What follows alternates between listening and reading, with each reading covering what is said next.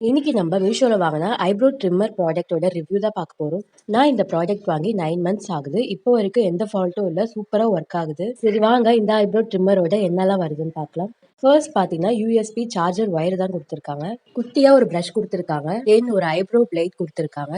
இது trimmer machine பார்க்க நல்லா ஜிகு ஜிகுன்னு இருக்கு. இந்த ஜிகுனா ஒண்ணுமே ஆகாதான்னு கேட்டா அதுதான் இல்ல. எனக்கே அங்கங்க கொஞ்சம் கொட்டி போயிருக்கும். மிஷின் கேப் ஓபன் பண்ணி பாத்தீங்கன்னா அதுக்குள்ளேயும் ஒரு பிளேட் இருக்கு. இந்த பிளேட் எதுக்காகனா ஃபேஸ்ல இருக்கிற ஹேர் எல்லாம் ரிமூவ் பண்றதுக்காக. அந்த பிளேட் ஓபன் பண்ணி பாத்தீங்கன்னா நடுவுல ஒயிட் கலர்ல இருக்கும்.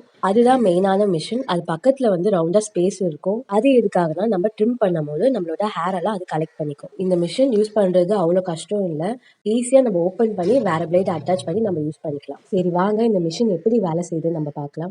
இந்த மிஷின்ல ஒரு பட்டன் இருக்கும். அதை ஆன் பண்ணும்போது இந்த மாதிரி ஒயிட் கலர்ல லைட் எரியும். இந்த மிஷின் வச்சு ட்ரிம் பண்ணும்போது நீங்களே பாருங்க எவ்வளவு சூப்பரா ஹேர்லாம் ரிமூவ் ஆகுது. இப்போ ரிமூவ் பண்ண ஹேர்லாம் அந்த மிஷின்குள்ளேயே போயிடும். அதை நம்ம எப்படி கிளீன் பண்றது வாங்க பார்க்கலாம். அதுல குட்டியா ஒரு ப்ரஷ் கொடுத்துருப்பாங்க. மேல இருக்கிற பிளேடை ரிமூவ் பண்ணிட்டு பாருங்க.